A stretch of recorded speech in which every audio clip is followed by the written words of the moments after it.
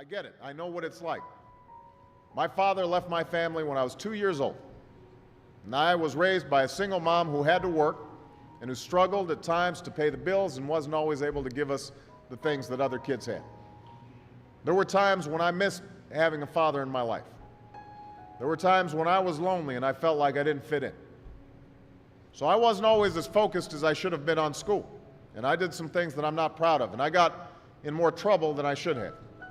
And my life could have easily taken a turn for the worse. But I was lucky. I got a lot of second chances, and I had the opportunity to go to college and law school and follow my dreams. My wife, our First Lady, Michelle Obama, she has a similar story. Neither of her parents had gone to college, and they didn't have a lot of money. But they worked hard, and she worked hard so that she could go to the best schools in this country. So some of you might not have those advantages. Maybe you don't have adults in your life who give you the support that you need. Maybe someone in your family has lost their job and there's not enough money to go around. Maybe you live in a neighborhood where you don't feel safe or have friends who are pressuring you to do things you know aren't right. But at the end of the day, the circumstances of your life, what you look like, where you come from, how much money you have, what you've got going on at home, none of that is an excuse for neglecting your homework or having a bad attitude in school. That's no excuse for talking back to your teacher or cutting class or dropping out of school. There is no excuse for not trying. Where you are right now doesn't have to determine where you'll end up. No one's written your destiny for you. Because here in America, you write your own destiny. You make your own future. That's what young people like you are doing every day all across America. Young people like Jasmine Perez from Roma, Texas. Jasmine didn't speak English when she first started school. Neither of her parents had gone to college. But she worked hard, earned good grades, and got a scholarship to Brown University, is now in graduate school studying public health, on her way to becoming Dr. Jasmine Perez. I'm thinking about Andoni Schultz from Los Altos, California, who's fought brain cancer since he was 3. He's had to endure all sorts of treatments and surgeries, one of which affected his memory, so it took him much longer, hundreds of extra hours to do his schoolwork. But he never fell behind. He's headed to college this fall. And that's why today I'm calling on each of you to set your own goals for your education and do everything you can to meet them. Your goal can be something as simple as doing all your homework, paying attention in class, or spending some time each day reading a book.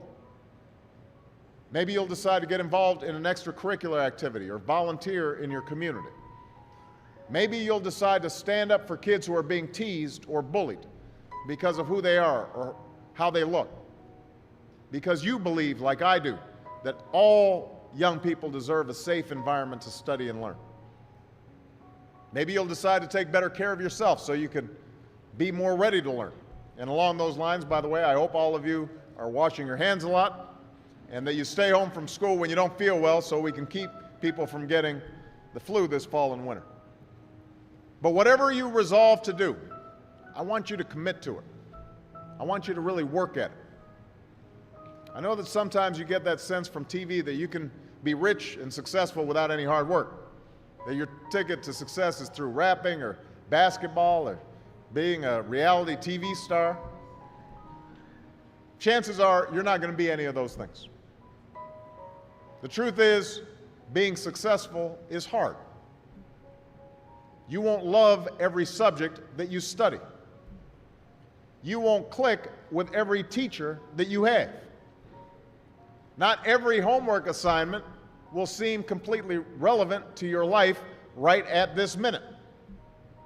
And you won't necessarily succeed at everything the first time you try. That's okay. Some of the most successful people in the world are the ones who've had the most failures. J.K. Rowling, who wrote Harry Potter, her first Harry Potter book was rejected 12 times before it was finally published.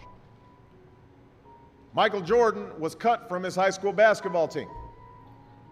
He lost hundreds of games and missed thousands of shots during his career. But he once said, "I have failed over and over and over again in my life, and that's why I succeed." These people succeeded because they understood that you can't let your failures define you. You have to let your failures teach you. You have to let them show you what to do differently the next time. So if you get into trouble, that doesn't mean you're a troublemaker. It means you need to try harder to act right. If you get a bad grade, that doesn't mean you're stupid. It just means you need to spend more time studying. No one's born being good at all things. You become good at things through hard work. You're not a varsity athlete the first time you play a new sport. You don't hit every note the first time you sing a song. You've got to practice. The same principle applies to your schoolwork. You might have to do a math problem a few times before you get it right. You might have to read something a few times before you understand it. You definitely have to do a few drafts of a paper before it's good enough to hand in. Don't be afraid to ask questions. Don't be afraid to ask for help when you need it. I do that every day. Asking for help isn't a sign of weakness, it's a sign of strength, because it shows you have the courage to admit when you don't know something, and that then allows you to learn something new. So find an adult that you trust, a parent, a grandparent, or a teacher, a coach, or a counselor, and ask them to help you stay on track to meet your goals. And even when you're struggling, even when you're discouraged, and you feel like other people have given up on you, don't ever give up on yourself. Because when you give up on yourself, you give up on your country. The story of America isn't about people who quit when things got tough. It's about people who kept going, who tried harder, who loved their country too much to do anything less than their best.